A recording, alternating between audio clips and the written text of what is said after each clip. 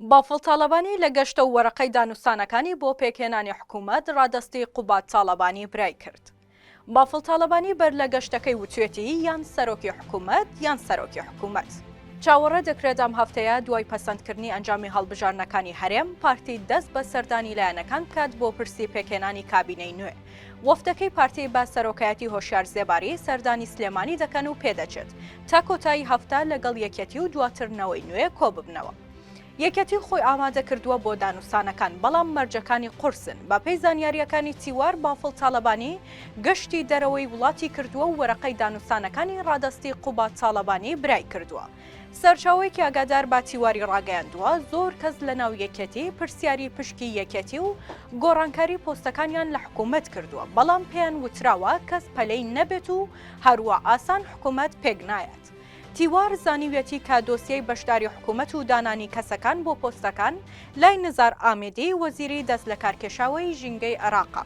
نزار ئامێدی متمانە پێکراوێکی بەهێزی ماڵی تاڵەبانی و خودی بافڵ تاڵەبانیە بۆیە سەرپەرشتی دۆسیەی ئەو کەسانە دەکات کە یەکێتی بۆ پۆستە حکوومیەکان ئەمجارە کاندیدی دەکات.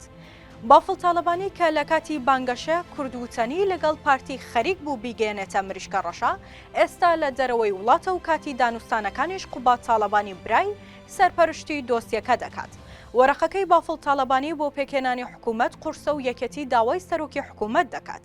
ئەگەر پێشیان نەدرێت ئەوە داوای 2 ساڵ بە 2 ساڵ دەکات بە مەرجێک 2 ساڵی یەکەم بۆ یەکەتی بێت.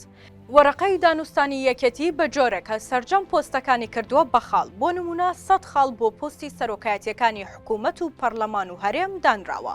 وەزارەتەکانیش بەپێی گرنگیان خاڵیان بۆ دانراوە. یەکەتی مەرجی وەرگرتنی پۆستە ئەمنی و هەستیارەکانیشی هەیە لە نمونەی وەزارەتی ناوخۆ ڕاوێژکاری ئەنجومەنی ئاسایشی هەرێم و چەند پۆستێکی تر.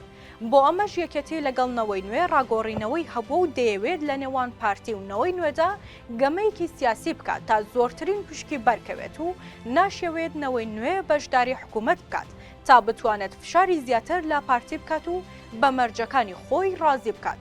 چونکە بەپێی زانیاریەکانی تیوار بافڵ تاڵەبانی وتوێتی یان سەرۆکی حکوومەت یان سەرۆکی حکوومەتیان دەوێت واتە سازشی لەسەر ناکەن. هەر چۆنێک بێت بافڵ تاڵەبانی جانتاکەی بۆ قوبات تاڵەبانی برای جێهێشت و نازانرێت وەرەقەی داواکانیان پارتی واژۆی لەسەر دەکات یان گێرە و کێشەی پێکهێنانی حکوومەت جارێکی تر سەر هەڵدەکێشێتەوە بۆ هاتن و چوونی وەفتەکان و کاتێکی زۆرتری پێدەچێت.